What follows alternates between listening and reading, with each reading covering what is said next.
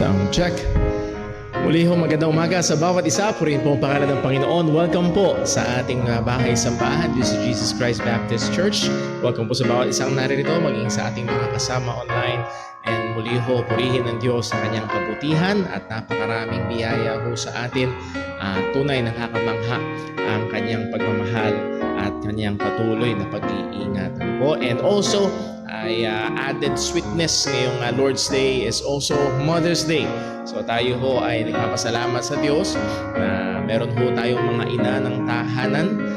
Tayo ho ay magbibigay mamaya ko ng konting token of appreciation. Never itong bayad sapagkat hindi natin kayang bayaran ang pagpapagal ng mga ina ng tahanan.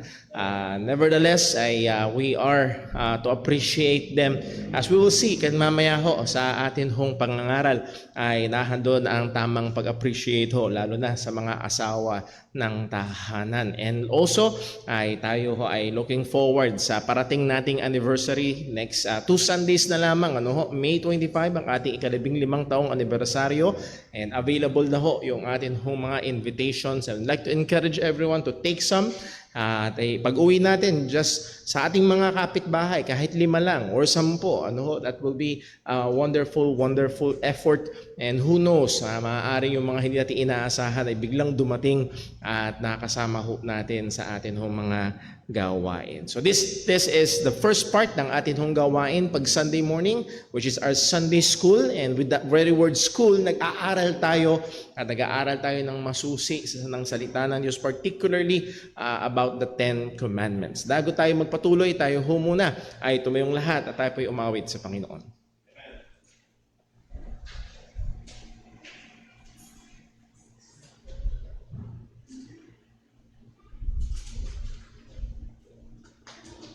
Magandang umaga po sa ating lahat. At tayo po ay maawit sa Panginoon. Awitin po natin, He leadeth me.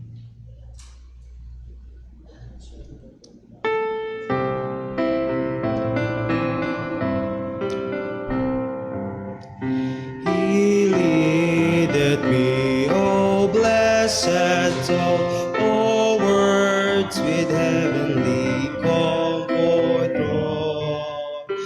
Whatever I do, what I beast is His guidance, and that leadeth me. He leadeth me by His own hand, He leadeth me. His faithful power I would be, for by His hand He leadeth me. Sometimes my sins of deepest gloom, sometimes where Eden's bowers bloom. By waters calm or troubled seas, still 'tis His hand that leadeth me. He leadeth me by His own hand, He leadeth me. His faithful power I would be, for by His hand He leadeth me. Lord, I would clasp Thy hand in mine, nor evermore mourn nor be find. Content whatever lot I see, since 'tis my God that leadeth me. He leadeth me by His own hand, He leadeth me. His faithful follower I would be, for by His hand He leadeth me.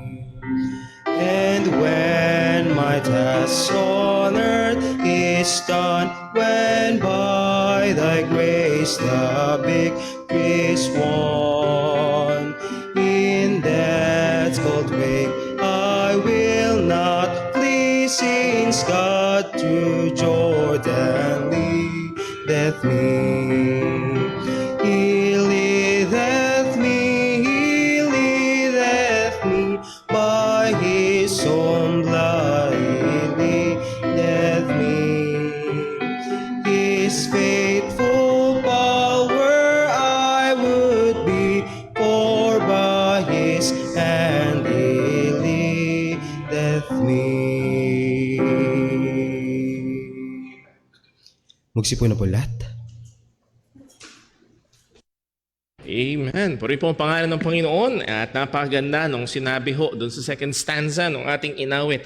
By water still or troubled sea, still His hand that leadeth me. Ano, kalmado man ang tubig or magulo man or maalon ang dagat, hawak pa rin tayo ng kamay ng Panginoon. And isa ho yan sa mga katotohanan na amin hong pinanghahawakang mag-asawa for the last 2 weeks. Many of you know ang maalong dagat na dinadaanan ho, particularly sa side ng aking asawa, ang Jeremia family, na operahan Sister Hope. 4 sa 5 pamilya, sa buong pamilya ni his brother Michael Jeremia ay na-dengue. Nakakonfine pa yung isang anak ho ngayon. So again, hopefully hindi lamang pag okay ang lahat tayo pwedeng magpuri sa Diyos.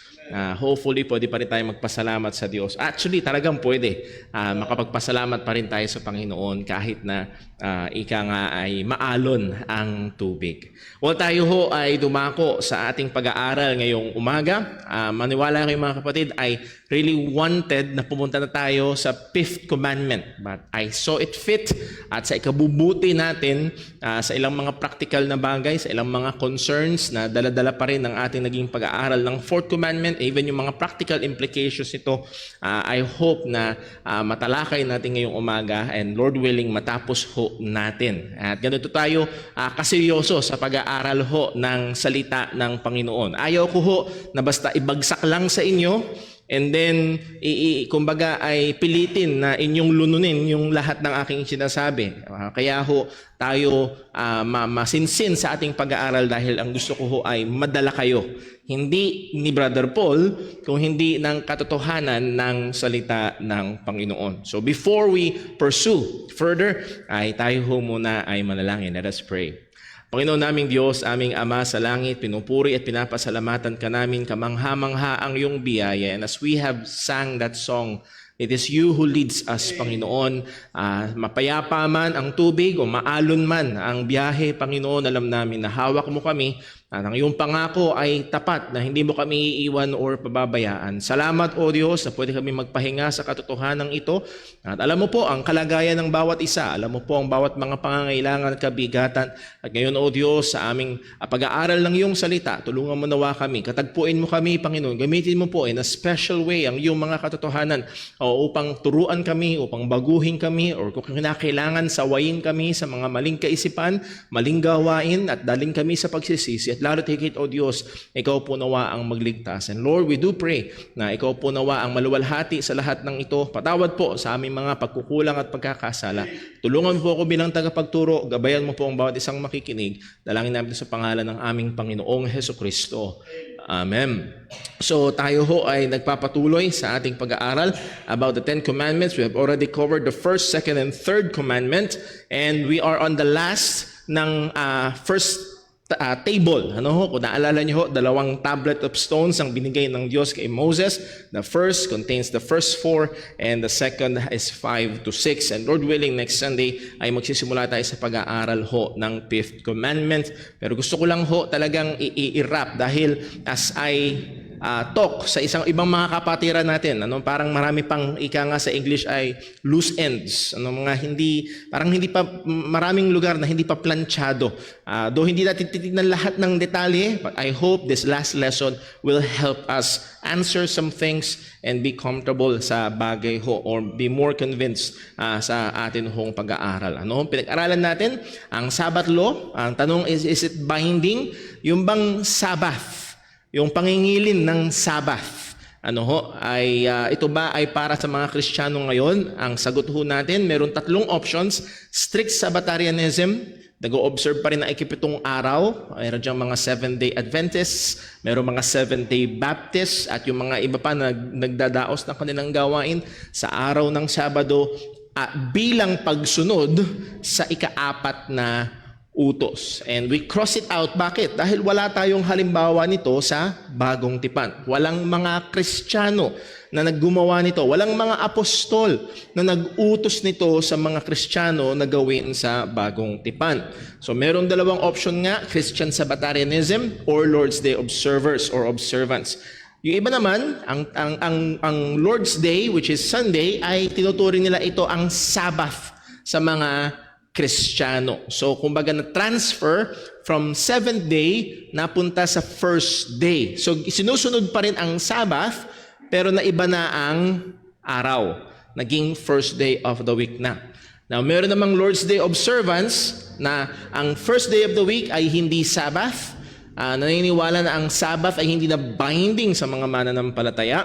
At ang 1st day of the week ay tinawag na Lord's Day. And I came out clear na ako ay kumbinsido dito sa pangatlo. Ano po? Muli ho, from many centuries, maraming Kristiyano on both sides ng Christian Sabbatarianism and Lord's Day observance. Ano yung 5 mga rason na ating masusing pinag-aralan? Bakit ako nakumbinsi sa Lord's Day observance? One, Sabbath was never moved to the 1st day. Kailanman hindi tinawag ang 1st day na Sabbath. Actually, ang mababasa natin sa Bible, lalo na sa Book of Acts, ang tinatawag pa rin na Sabbath ay ang 7th day.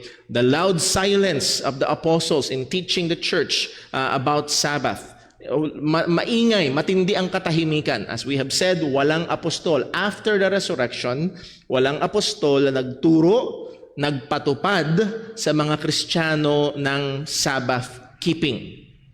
Wala. Okay? Sa Acts chapter 15, nagkaroon ng malaking usapin tungkol sa mga Gentiles, mga hintil na naliligtas, at sumulat ang mga apostol. Nagkaroon sila ng council, nag-meeting sila, at nagkaroon sila ng sulat na anong sasabihin natin sa mga hintil na Kristiyano, mananampalataya, anong gagawin nila? Hindi nila sinulat doon ang pagngingilin ng Sabbath. Okay? So wala. Masyadong malakas ang katahimikan patungkol sa Sabbath keeping. Pangatlo, Sabbath is a covenant sign with Israel. Medyo mapapasadahan natin yung ulit yan mamaya. Pang-apat, Sabbath as a shadow of Christ. At sa Biblia ho, lalo na sa mga panauhin natin, mayroong mga tinatawag sa Bagong Tipan na shadow.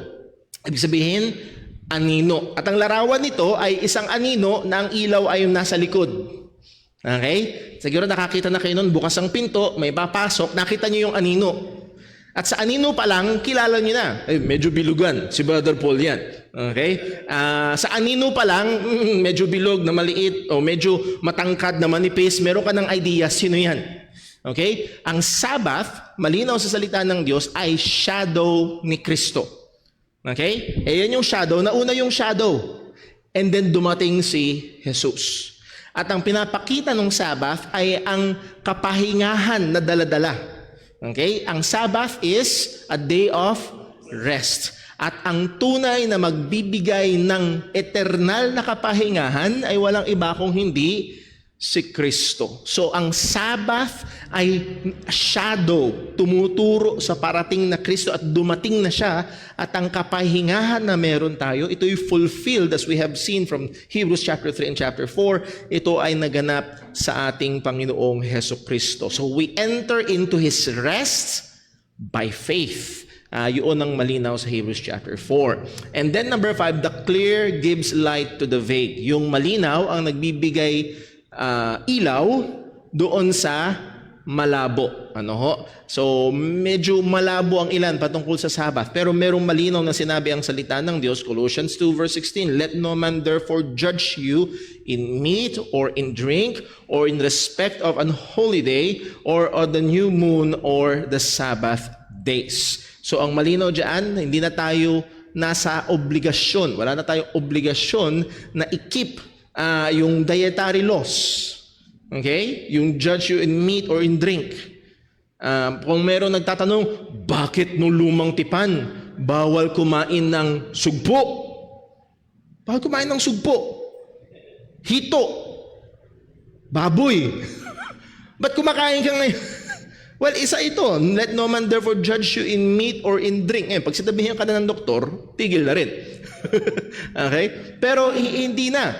Pero hindi lang yun. In respect of holy days, yung holiday, dyan galing yung holiday na meron tayo, new moons, and Sabbath days. So, hindi na tayo nasa obligasyon na i-keep ang bagay na ito. Particularly, ang piniligyan natin ng punto dyan ay yung Sabbath days. Be it the regular weekly Sabbath every 7 day or kung tama ang alala ko sa bilang, every 50th year.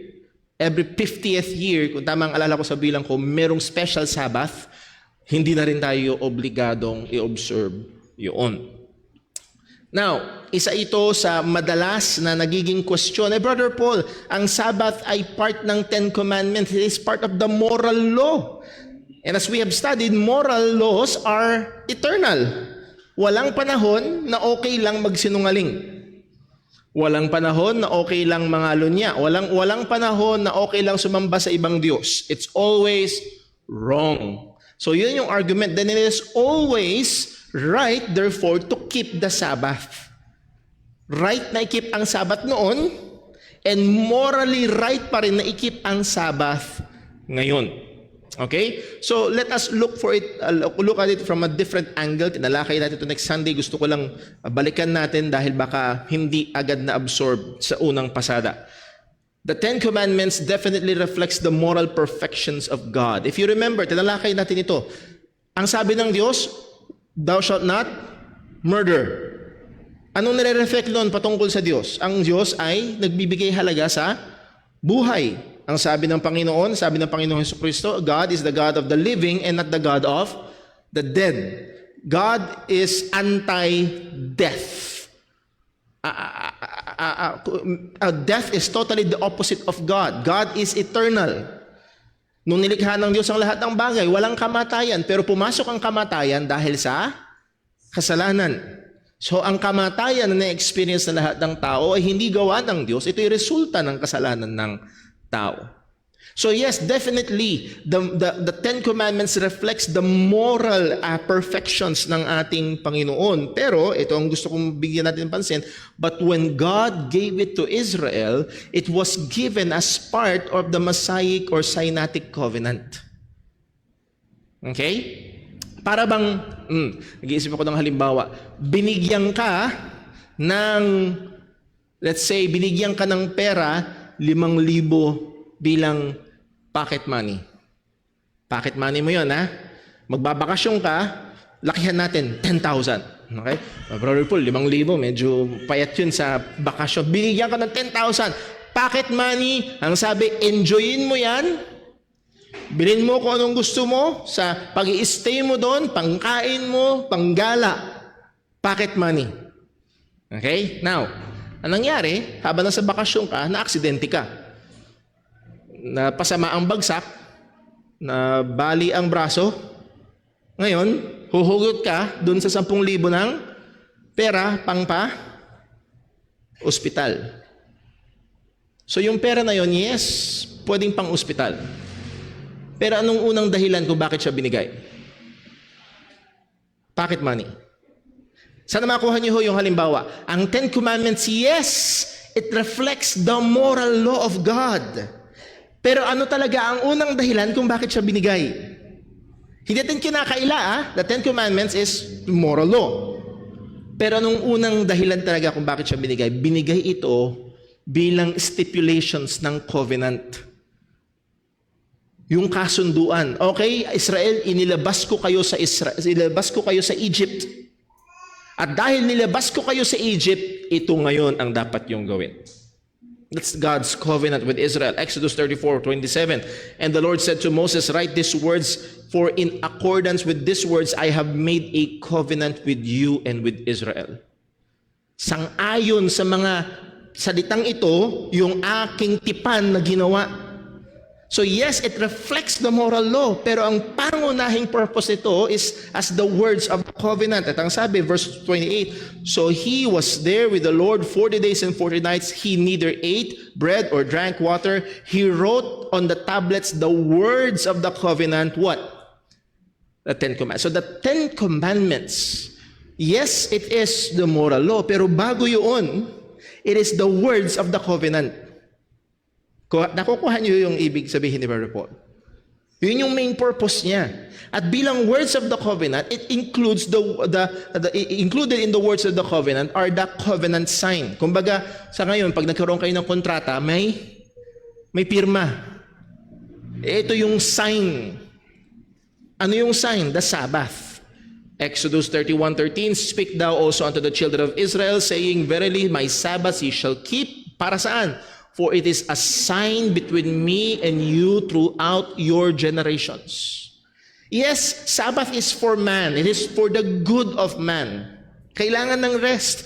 Pero bago yun, ang pangunahing dahilan kaya binigay ito ng Diyos, it is a sign of the covenant. Okay?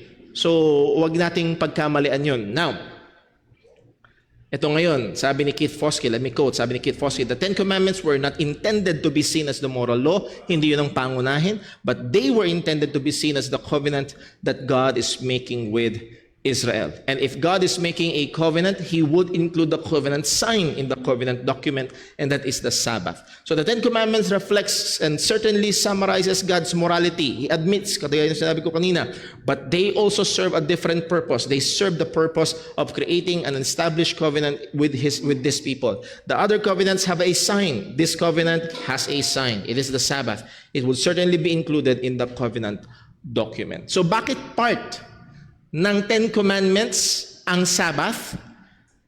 Again, hindi agad dahil it is moral, but it is a covenant sign. Actually, si Keith Foskey ay naniniwala, hindi siya moral command. It is there because it's a covenant sign. So, I would not, hindi pa ako tatawid doon. Merong, I believe, merong pa ring moral aspect ito, na may inalaan na araw para sa Diyos. Meron pa rin kabutihan ito na merong pahinga. Hindi tayo nilikha ng Diyos para magtrabaho 7 days a week. Hindi yun ang kalooban ng Panginoon. Kalooban ng Diyos na may pahinga. Kalooban ng Diyos may nakalaang araw para sumamba tayo sa Kanya. Okay? Isa pa ay yung creation ordinance. Pag binasa natin ang Exodus chapter 20 patungkol sa Sabbath, verse 9, 10, and 11, saan to itinungtong ng salita ng Panginoon? Itinungtong ito sa creation. Bakit? In 6 days gumawa ang Diyos, at sa 7th day nagpahinga ang Panginoon. So ito yung madalas na sinasabi, well, since creation, tinakda na ng Diyos ang Sabbath. Muli, He is one of the question na kailangan nilang sagutin. Bakit walang pagsaway sa mga nagdi-disregard nito? Walang patriarchs, walang anumang banggit nito sa Job, wala mang anong banggit nito sa mga kay Abraham, kay Isaac, kay Jacob, and even the Israel in Egypt, wala. At walang sinaway. Merong mga Gentile nations na pinarusahan ng Diyos because of adultery.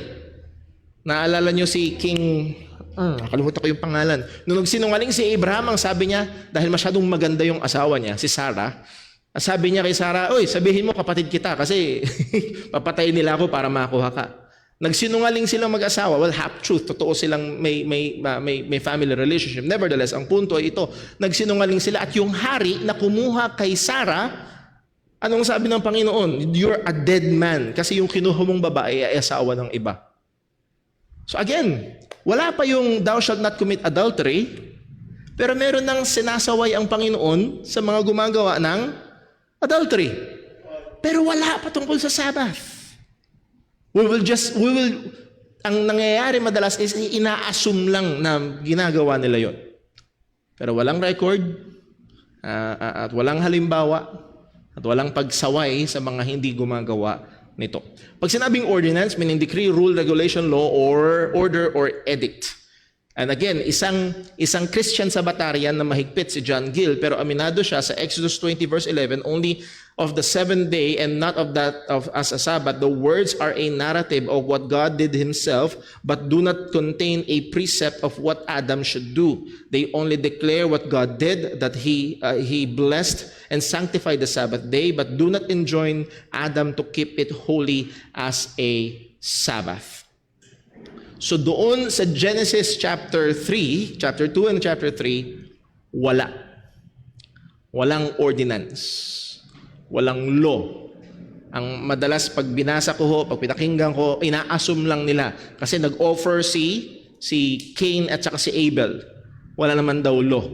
So, anong assumption? Ina-assume lang nila. Kailan sila nag-offer? So, nag-offer sila ng 7th day. Well, that's assumption na wala tayong basihan sa salita ng Panginoon. Then, we will assume na regularly, every 7th day, ginawa nila yon. Again, wala tayong tungtungan sa bagay na yon. So, I admire itong honesty ni John Gill. Sabi niya, no, hindi siya, he rejected itong kaisipan na ito ay creation ordinance. Hindi ito inordain or hindi ito inutos nung palang creation.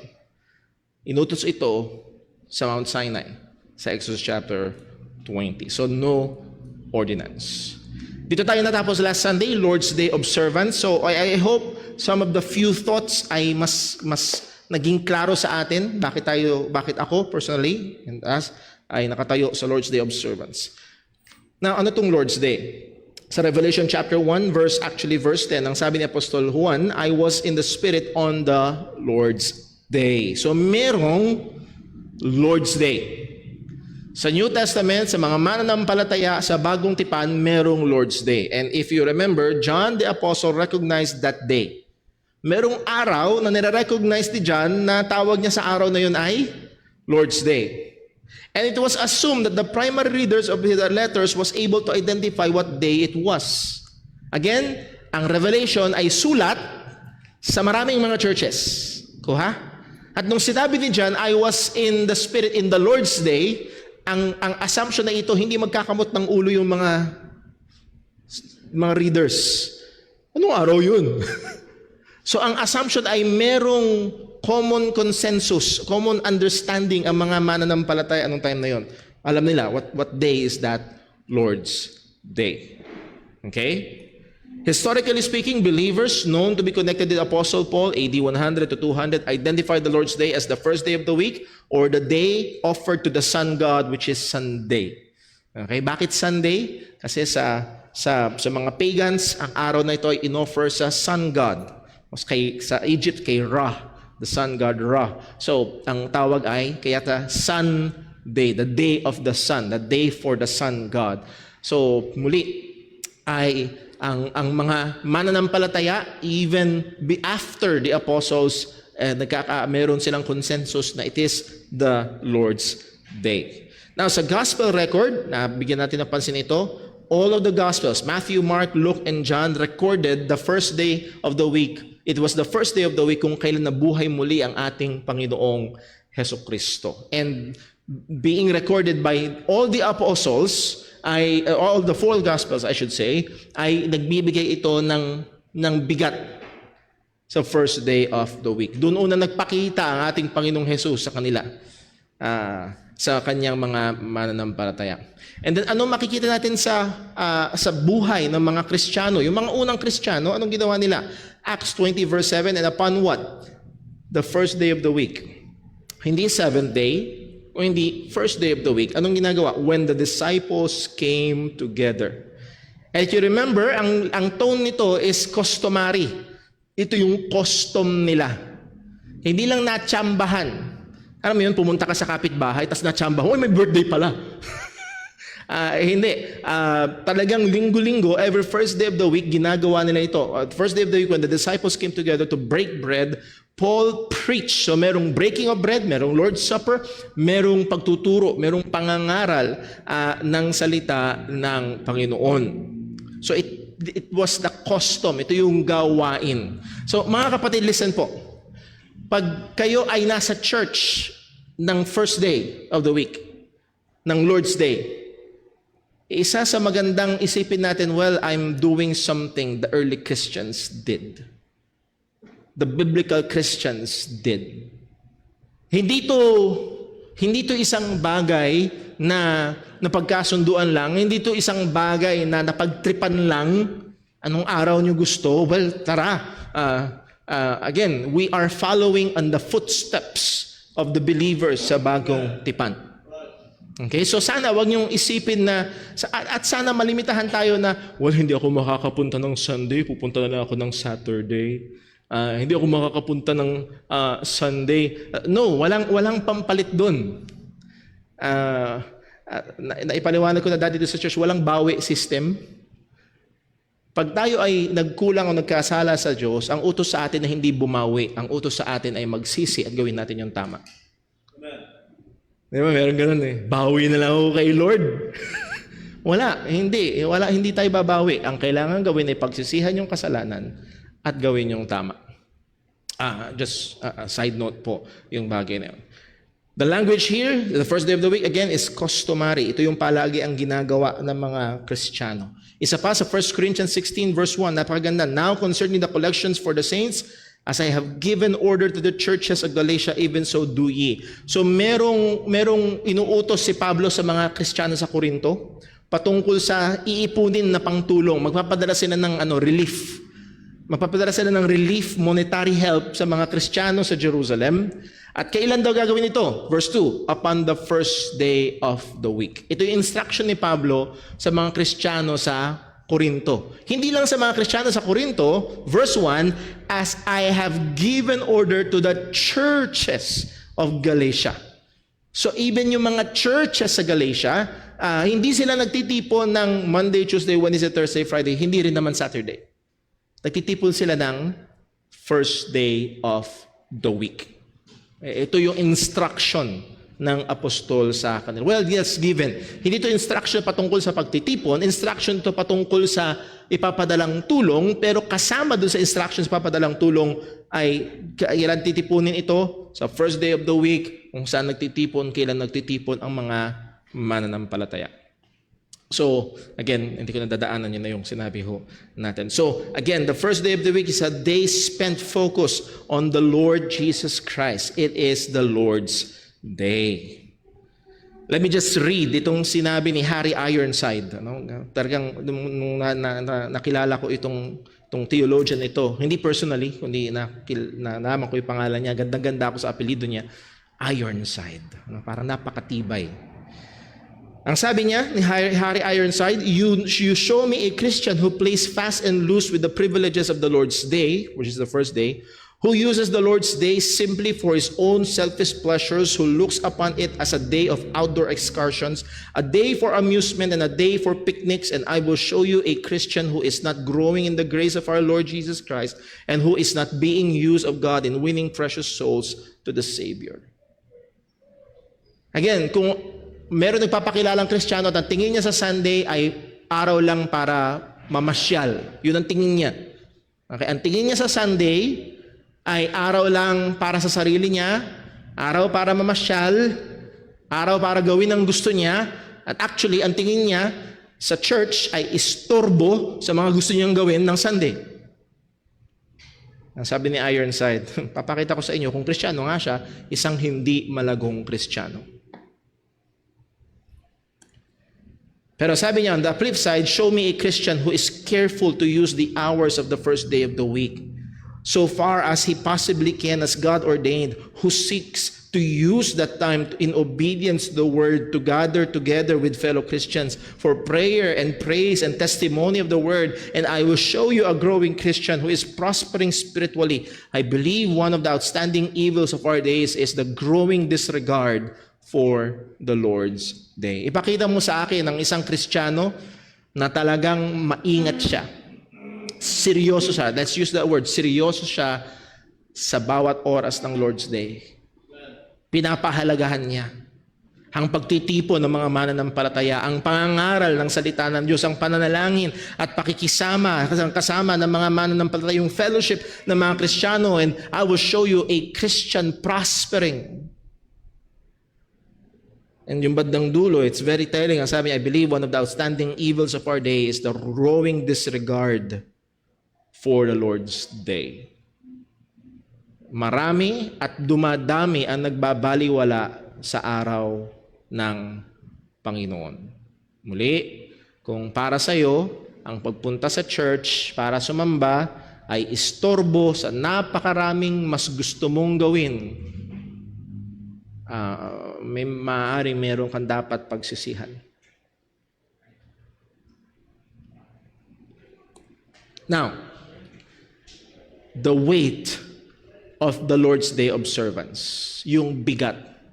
Okay? Isa ito sa nababasa ko at gayon din sa mga ilang concerns ng ilang kapatiran pag nakikipag-usap ako sa kanila o sa inyo about the Lord's Day. Kung hindi ito Christian Sabbath, kung ang Lord's Day ay hindi pagsunod sa fourth commandment at walang malinaw na direktang utos na magtipon kayo sa araw ng linggo. Again, inaamin natin yun. Walang direktang utos na magtipon tayo sa araw ng linggo. Ang meron tayo ay example ng mga mananampalataya. Ang meron tayo ay yung turo ni Apostol Pablo at ina-assume niya ang mga Kristiyano, yung instruction niya sa mga Kristiyano kung paano titipunin yung pangtulong sa first day of the week, kung kailan natitipon yung mga mananampalataya. Pero walang direktang utos sa thou shalt gather on the first day. Wala. Walang word for word, walang direkta. At ito yung challenge at ito yung bigat na nag-struggle din ako. Kung hindi nga ito nakatungtong sa Sabbath keeping, ano yung nagbibigay bigat nito? Kumbaga, ano yung nagtatali? Para hindi dumulas ang mga Kristiyano sa a form of antinomianism na, wala palang utos eh, hindi ako obligado. Bahala kayo dyan, wala. Okay, so let me give 3 sa akin. Ito ay nagbibigay bigat and hopefully as we look at it ay magbigay din ng bigat sa atin kung bakit dapat tayo ay natitipon sa unang araw ng linggo, sa araw ng Panginoon para sumamba sa Diyos. Note, one of the concerns that arises when we do not ascribe or view the Lord's Day as the Christian Sabbath is that it will have a weak foundation having no clear imperatives that enforces it. Yun yung isa sa mga takot, isa yun sa mga alalahanin. Ito ay hihina.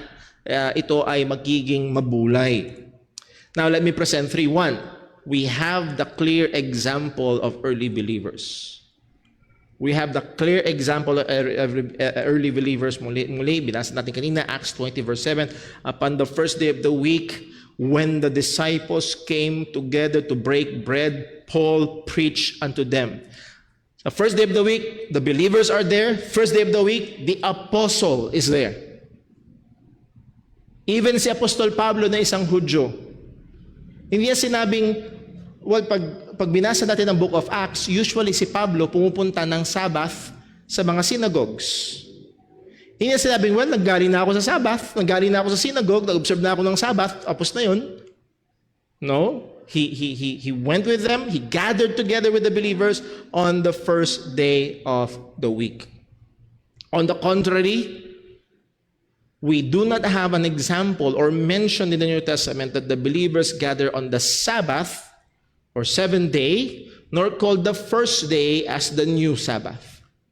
Okay, meron tayong malinaw na example ng mga mananampalataya. Nagtitipon sila sa unang araw ng linggo, pero wala tayong example ng mga mananampalataya nagtitipon ng araw ng Sabbath, at wala rin naman tayong anumang statement sa Bible na nag-transfer from the 7th day to the first day ang Sabbath. Letter B. Isa ito sa mga heavyweights, the day of the resurrection. The day of the resurrection. Bakit may bigat ang first day of the week sa mga mananampalataya, ang Lord's Day? Bakit minsan kasi ang mga Pilipino may kaisipan, may outing kami ng Sunday. Magsisimba na lang ako ng Wednesday o kaya ng Thursday. Hindi pwedeng ipangpalit. Hindi pwede. Walang tutulad sa first day. Why? Because the first day of the week, nabuhay muli ang ating Panginoong Hesukristo. Muli, all the four Gospels recorded and mentioned the first day of the week as the day that Jesus resurrected from the dead. Apostle Paul said that if Christ did not rise from the dead, our faith and our message is in vain. Ang sabi niya sa 1 Corinthians 15:13, but if there be no resurrection of the dead, then is Christ not risen? Kung walang pagkabuhay muli mula sa mga patay, di hindi muling nabuhay si Kristo. Ito kasi yung problema sa Corinth. May mga nagtuturo sa loob ng church na hindi nabubuhay muli ang mga patay. Imposible! Ang sabi ni Apostol Pablo, kung may nagtuturo na hindi nabubuhay muli ang mga patay, di ang implication niyan, di hindi muling nabuhay mula sa mga patay si Kristo. At kung hindi na muling nabuhay mula sa mga patay si Kristo, ang sabi sa verse 4, even Christ be not risen, then is our what? Preaching vain. Bukas, mamaya hindi na ako pastor. Magkukwit na ako sa bakit pa ako magpapastor? Anong saysay kung hindi nabuhay muli si Jesus? Hindi lang yun, your faith is also vain. Christianity is worthless kung hindi siya nabuhay muli. Naintindihan niyo yung bigat ng muling pagkabuhay ni Kristo? Mga kapatid, mga kaibigan, ang bigat ng Kristyanidad ay wala sa tradisyon. Wala sa relihiyon, wala sa ritual, wala doon ang bigat ng Kristyanidad. Ang bigat ng Kristyanidad ito, namatay siya para sa kasalanan at muli siyang nabuhay. Doon may bigat ang Kristyanidad. At kung totoo yun, totoo ang pangangaral ng Ebanghelyo, totoo ang ating pananampalataya. Hindi ito tradisyon, hindi ito laro ng relihiyon. Ito'y totoo. Ito'y totoo. At maniwala kayo kung totoong nabuhay siyang muli, dapat may epekto yun. Dapat may epekto yun sa bawat lalaki, bawat babae, bawat matanda, bawat bata. Listen, mga magulang kagaya ko, nung dinaanan natin to, siguro 2 Sundays ago, dinaanan natin tong passage na to, nung mahal na araw. Sabi ko, yung pagkabuhay muli ni Jesus ay dapat may epekto kung paano ko palalakihin ang aking mga anak. Kasi kung nabuhay siyang muli, totoong siya'y Panginoon. At kung siya'y Panginoon, dapat sumunod ako sa Kanya. Dapat may epekto to sa pangarap natin sa buhay. Young people, anong epekto ng pagkabuhay muli ni Kristo sa mga plano niyo?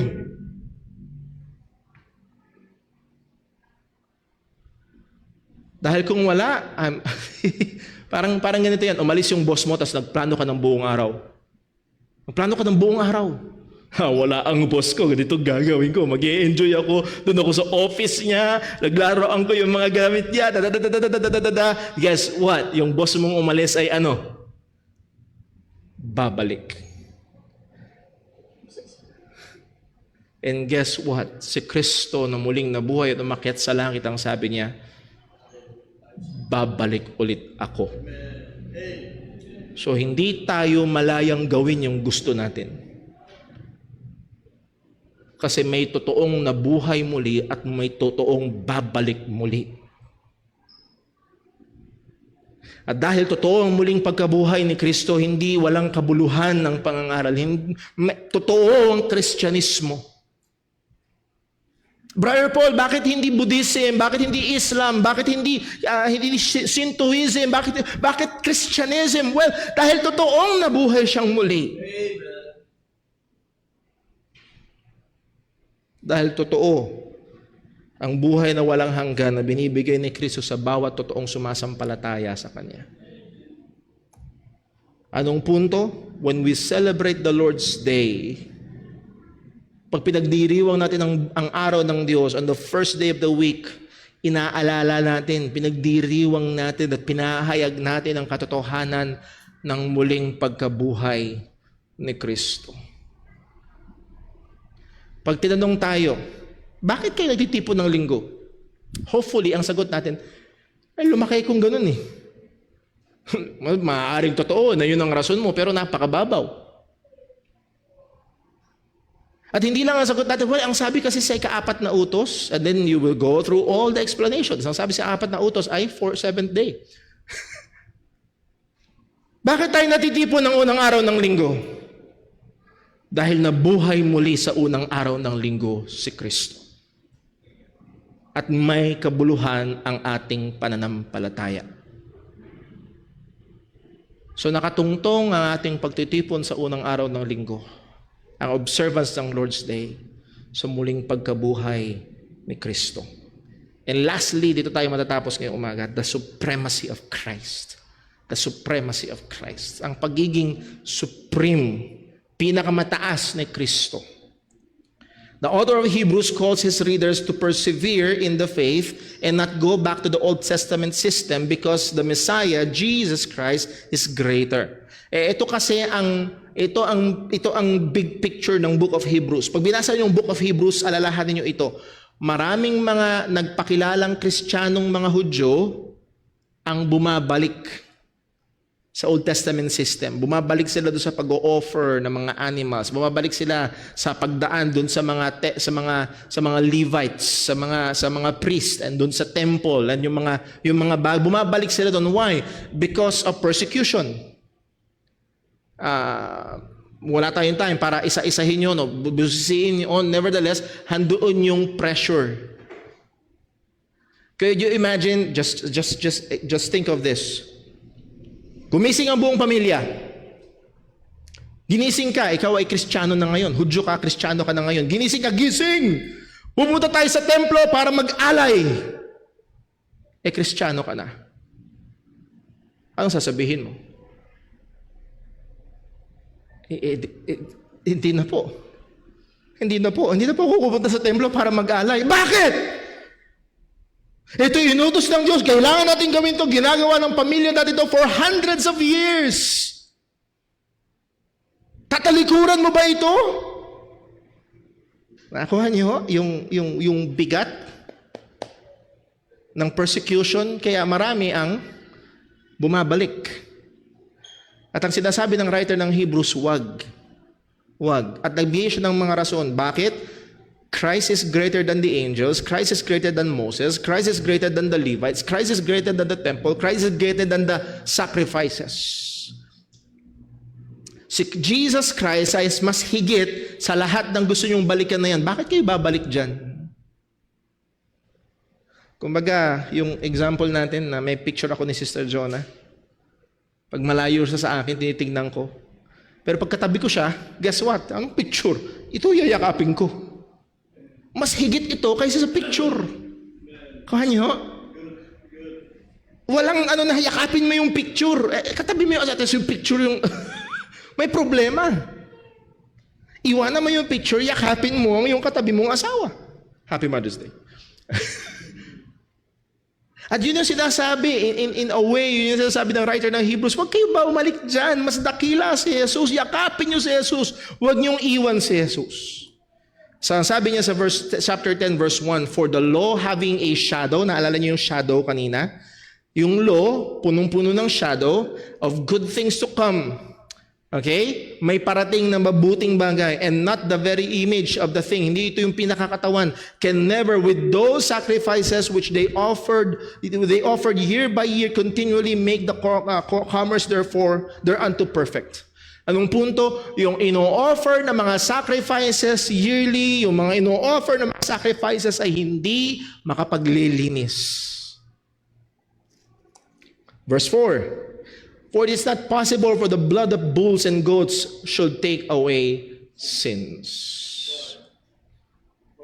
Yung mga inaalay na yon na mga hayop, hindi yun pwedeng mag-alis ng kasalanan. Ang pwede lang mag-alis ng kasalanan ay ang kordero ng Diyos, si Kristo. So huwag niyo isipin na anumang ritual na ginagawa natin, huwag nating isipin na yung pagtulong natin sa kapwa ay mag-aalis ng ating... No.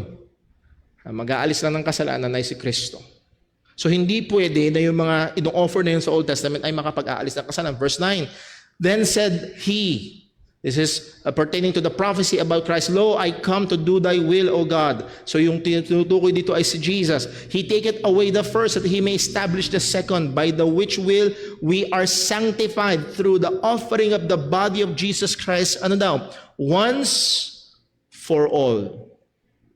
Yung offering sa lumang tipan, yearly, weekly, daily, hindi nakakapag-alis ng kasalanan. Yung ginawa ni Kristo, once for all. Alam niyo yung mga patalastasang sabon?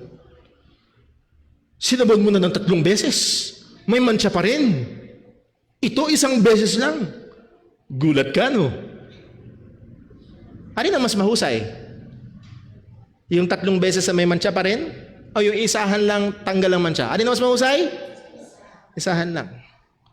Babalik ka pa ba sa brand X? Sino babalik sa brand X? Wala. Saan ka mag-i-stick? Doon sa isahan lang. Babalik ka pa ba doon sa paulit-ulit na alay sa lumang tipan, hindi nakakapag-alis ng kasalanan? Manatili ka sa minsang magpakailanman na iniginawa ni Kristo. Verse 11, and every priest, at ang ganda ng picture na ito, verse 11, and every priest standeth what? Take note of the word. Yung priest, nakatayo sa tarangkahan ng templo, daily. Sila yung tatanggap ng alay ng mga tao. Walang katapusan to. Daily. Offering oftentimes the same sacrifices which can what? Never take away sins. Verse 11 yun. Verse 12. But. Anong ibig sabihin ng but? Change. Contrast. Itong araw-araw na inaalay, hindi nakakapag-alis ng kasalanan, but this man, Jesus Christ, after he had offered one sacrifice for sin forever, sat down on the right hand of God. Anong contrast? Yung priest, araw-araw, daily nakatayo, tumatanggap ng alay na hindi nakakapag-alis ng kasalanan. Itong si Jesus, nag-offered minsan, naupo na. Tapos na. Tapos na. Kaya kung kayo ho, lalo na mga nanay, o sino mang naririto hanggang ngayon, sinusubukan mong iligtas ang iyong sarili, nais ko sabihin sa inyong mabuting balita, nakaupo na si Jesus. Tapos na ang pagliligtas. Ang kailangan niyo ho ay tumiwala, manampalataya sa kanyang ginawa. Na siya'y namatay. Inialay ang kanyang sarili para sa kasalanan, minsan magpakailanman at muling nabuhay, upang tayo ay maligtas.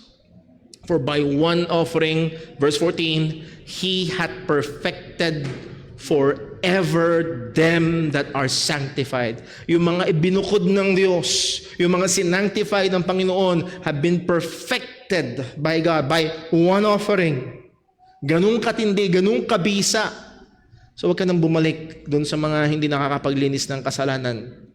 The writer of Hebrews gave 3 Christian duties that arises from these truths to considered.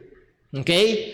Dahil sa malaking katotohanan na ito, okay? Dahil sa napaka-explosive na katotohanan na ito na pagsamasamahin mo man ang lahat ng ginagawa nila doon sa sacrificial system sa Old Testament, Christ far outweighs them all.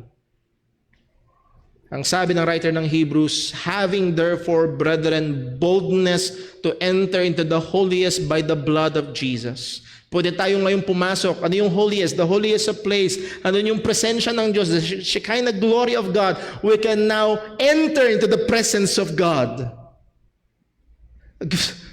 Woo! Ang layo. Doon sa Old Testament, ang pwede lang pumasok sa holiest of place ay yung high priest once a year. Can you imagine that? Pero sa atin bilang mga Kristiyano, we can have boldness to enter into the holiest. Why? Hindi dahil dala natin yung blood ng tupa o ng baka, kundi it's because of the blood of Christ. Verse 20, by a new and living way which He had consecrated for us through the veil, that is to say, His flesh. Verse 21, and having an high priest over the house of God. Siya na ngayon ang ating high priest. Huwag na kayo bumalik doon sa Levitical priesthoods and sa Aaronic priest. Huwag na tayong bumalik doon. He is now our high priest. He is our offering. Ano ngayon ang implication nito? Verse 21 yan, verse 22. Let us. Ito ngayon yung mga dapat na mangyayari. Let us draw near. Draw near with a true heart in full assurance of faith, having our hearts sprinkled from an evil conscience and our bodies washed with pure water. Pwede tayong with confidence lumapit sa Diyos. Hindi nyo na kailangang dumaan sa mga saserdote, pare o pastor. Huwag nyo isipin na si Brother Paul ang tagapamagitan nyo sa Diyos. Pwede tayong direktang dumalangin sa Diyos sa pamamagitan ni Kristo Jesus. Pangalawa, let us hold fast the profession of our faith without wavering. Panghawakan yung pananampalataya kay Kristo. Huwag kayong bumalik. Huwag niyong iwan si Jesus. Huwag niyong iwan ang pananampalataya sa Ebanghelyo. Panghawakan ninyo. Verse 24, eto na. Let us consider one another. Sundan niyo ho. Isa sa mga hindi may iwasang implikasyon na tayo ay na kay Kristo Jesus, na siya ang ating saserdote, na tayo ay iniligtas sa pamamagitan ng kanyang dugo, ay inilagay tayo sa isang komunidad.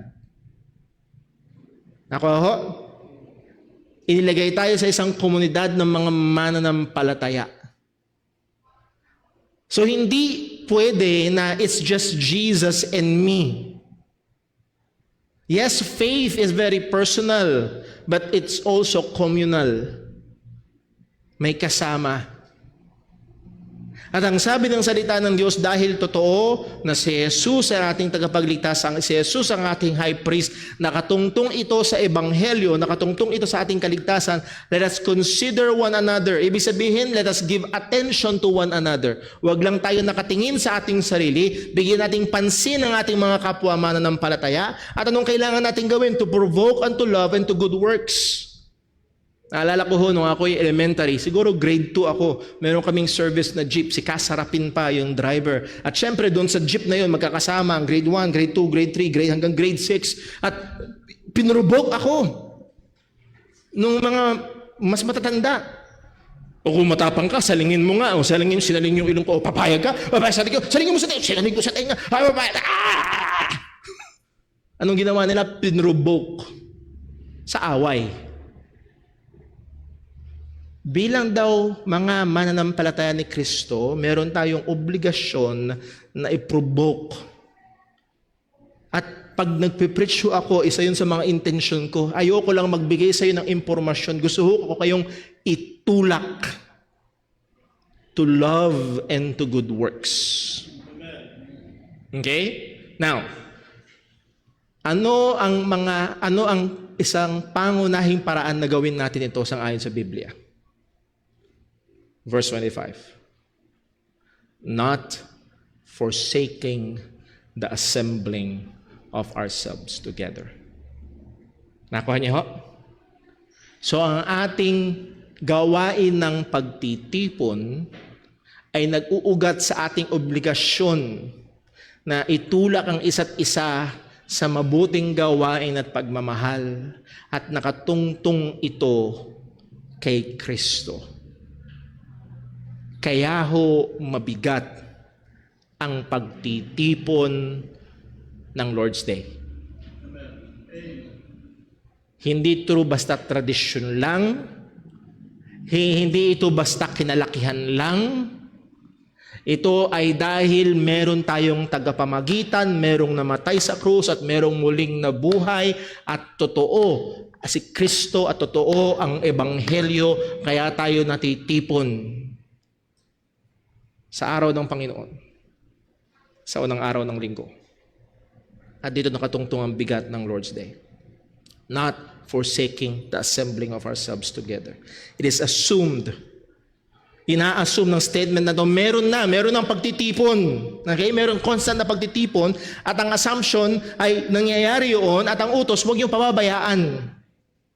Itong pagtitipon ng mga Kristiyano sa unang araw ng linggo, nakita natin yung example, huwag niyong pababayaan.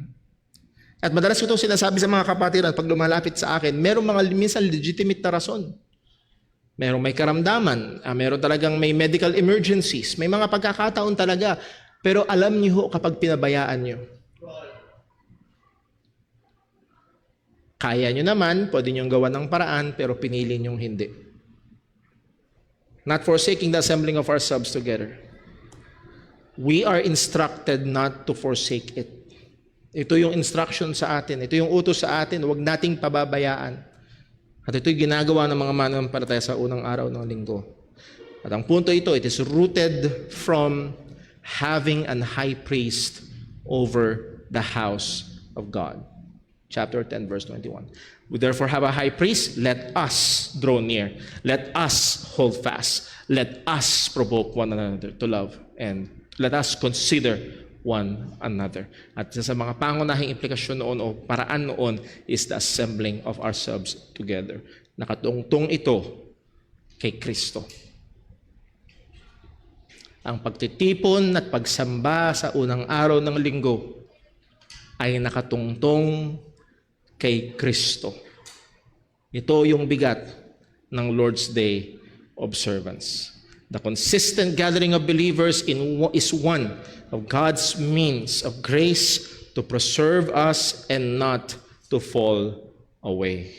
Yun yung isa sa mga kaparaanan na may encourage natin. Nagkikita tayo linggo-linggo, encourage natin, kapatid, tuloy lang. Kapatid, may problema, may tuloy lang. Sa biyaya ng Diyos, tuloy lang sa pananampalataya kay Kristo. Maalon man, payapa man, tuloy lang.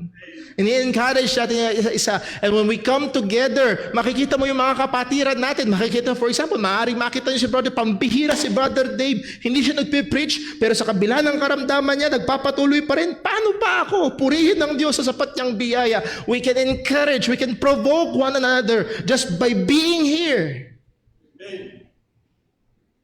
At nakatungtong ito kay Kristo. We have a high priest. Kaya hindi natin dapat pabayaan ang pagtitipon. So, wala ho sa notes natin, pero gusto ko lang tapusin para iiwan na natin talaga ang fourth commandment this Sunday. Anong ginagawa natin pag Lord's Day? Sa Acts chapter 2 verse 42, and they continued steadfastly in the apostles' doctrine, pagtuturo, in fellowship, pagtitipon, pagpapalakasan sa isa-isa, in breaking of bread, nandun yung Lord's Supper, and in prayers, nandun yung pananalangin. Ito yung four main ingredients ng ating mga pagtitipon. Okay? At sana makita niyo ho, yung mga ministries natin, yun yung isa sa mga pangunahin na iniingatan. At yun yung goal natin tuwing tayo ay natitipon. At muli ho, nawa, sa araw ng linggo, sa araw ng Panginoon, ma-remember natin, ito yung araw na buhay muli ang aking tagapagligtas. Hindi ko dapat pabayaan ang pagtitipon ng mga mananampalataya. Meron ko bang may tanong? Question? Or comment? Or clarification? Or point?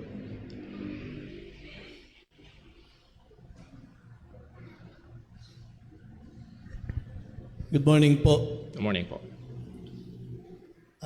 So mali yung mga religious leader sa pagpapatupad ng Sabat during the Old Testament. May Sabat noon, na-observe yung Sabat, pero mali yung pinatutupad nila ng pag-observe. So ngayon, hindi natin ginagawa yung tamang Sabat. Hindi naman natin ginagawa ngayon. Pero naggagather tayo ng first day, which ay hindi rin tamang sabihin Christian Sabbath. And dahil ba sa pagdating ni Jesus Christ bilang Lord of Sabbath, na-abolish yung Sabbath during the Old Testament? Ayoko gamitin yung word na abolish, mas gagamitin ko word na naganap na. Dumating na yung katawan ng nung shadow, na yung covenant sign na hindi ibigay sa atin. So I would rather use the word na fulfilled na. It's fulfilled in Christ. So mas gagamitin ko po yung lengguwahe ho na yun. So fulfilled na kay Kristo at malinaw, sabi ni Apostol Pablo, Colossians 2:16, hindi tayo obligado gawin ito. Hindi tayo obligado magpailalim dito. So, yun ho ang mas better kung sasabihin. Apo. Follow up lang. Ba't merong mga nagpapatupad ng ibang kautusan during Old Testament? Pero, halimbawa nga, ito Sabat. Nagpapatupad po kailan? May mga Sabadista, di ba? Okay po. Pero hindi naman lahat ng kautusan noong panahon na yon sinusunod nila. Halimbawa nga, yung offering, yung pagkakatay at pagsusunog ng mga hayop. Bahagi kasi yun ng utos na yun. Pinatutupad nila yung mga Sabat, yung mga ginagawa ng Sabat during that time. Pero yung mga animal sacrifices, hindi na nila isinasagawa. Ganun din, yung mga nagpapabayad ng ikapo, at ay nang higpit nila sa ikapo, pero yung mga offerings, ba't di rin nila ipinatutupad? Ano po ang main question? Bakit? Yun nga, bakit tinutupad nila yung iba, pero yung mga offerings na mga katulad doon? Well, ang binigyan niyo example ay ang mga Sabadista. As far as I know, ito ay parte ng kanilang salvation. They're merit-based, work-based salvation. So para sa kanila, bahagi ng kanilang kaligtasan ng pagsunod sa dietary laws and dito sa Sabbath law. Doon nga mangyayari yung question na bakit yun lang? Bakit yung ibang mga kautusan ay hindi nila sinusunod? Bakit nila iniiwan yung iba? So isang magandang challenge yun sa kanila. So isang malaking problema sa Seventh-day Adventism is the gospel. It's a gospel issue. Now, pagdating naman doon sa ibang mga Kristiyano na nahandoon sa pananampalataya sa Ebanghelyo, marami ang may maling pagkaunawa, may kulang sa pag-aaral ng salita ng Panginoon, at kailangan nilang mas mag-aral pa, maturuan, at hopefully tayo maging instrumento ng Diyos para madala sila sa bagay na yun. So maraming pwedeng panggalingan, and ang kailangan unang i-determine, is it a gospel issue or not? So kung gospel issue ito ay malaking problema, at kailangan ho nating talagang i-deal at ipaunawa sa kanila na hindi yung pagsunod sa mga ito ang magliligtas. Now, if it's not a gospel issue, kailangan silang tulungan. Ipaunawa sa kanila na pinalaya na tayo dito. For example nga, yung ikapo, malaya na tayo dito. Hindi na tayo obligado na gawin ang mga bagay na ito. May kalayaan tayo kung gusto nyo magbigay ng 10%, 20, 30, nasa inyong malayang discretion yun, na nandun ang kagalakan sa inyong mga puso, pero hindi na tayo obligado. And as I've said, sa Biblia, ang makikita natin, ang obligado ang church ay suportahan ng gawain at mga manggagawa. So, hindi naman option na, hindi na pala ako obligado sa ikapo, hindi na ako magbibigay. Yun naman ang on the opposite side na hindi dapat, sapagkat meron tayong obligasyon. Ang sabi ni Pablo, yung bang magsasaka ay hindi pwedeng kumain ng kanyang tinanim. Ganyan din naman, yung mga nangangaral ng Ebanghelyo, hindi ba pwedeng makinabang sa pangangaral ng Ebanghelyo? It doesn't mean na piniperahan nila ang mga tao. It just means na may obligasyon. Para bang ito, sa sundalo, meron bang sundalong bumibili ng sariling baril, bala at bota? Hindi. Ang nagbibigay niya na yung gobyerno. At ganoon din, ang sabi ni Apostol Pablo, yung sundalo, which is yung mga manggagawa, dapat suportahan din ng tao ng Diyos, ng Iglesia ng Panginoon. So, again, a great deal of discernment. It's very dangerous na magbigay ng blanket statement agad sa lahat. So, kailangan ng discerning na saan sila nanggagaling, bakit nila ginagawa ito. So, hindi porkit masakit ang ulo, isa lang ang dahilan. So, kailangan i-diagnose ng mabuti. Meron pa po ba? Question? So, matapos na tayo sa pag-aaral ng Sabbath. Meron pa ba? Sa online po, baka meron? Wala.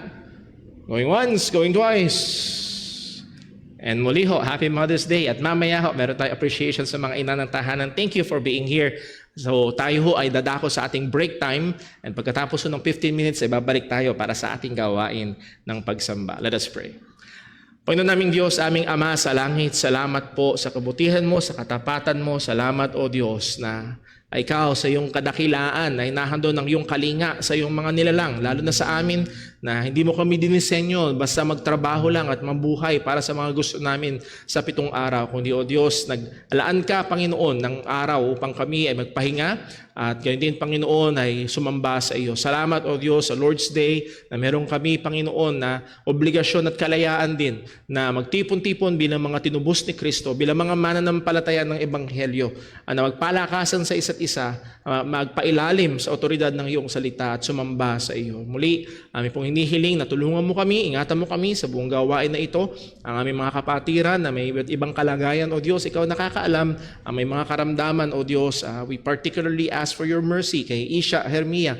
Nawa, O Diyos, ang batang ito'y gumaling na sa dengue. At ikaw po, Panginoon, ang mahabag sa kanilang buong pamilya. Lord, muli, magpalain po maging ang aming pagsasaluhan, maging ang aming mga pagpa-fellowship, maging hanggang sa aming gawain ng pagsamba maya-maya lamang. Dalangin namin ito sa ngalan ng aming Panginoong Hesukristo. Amen. 10:05, balik ko tayo para sa ating gawain ng pagsamba. God bless po.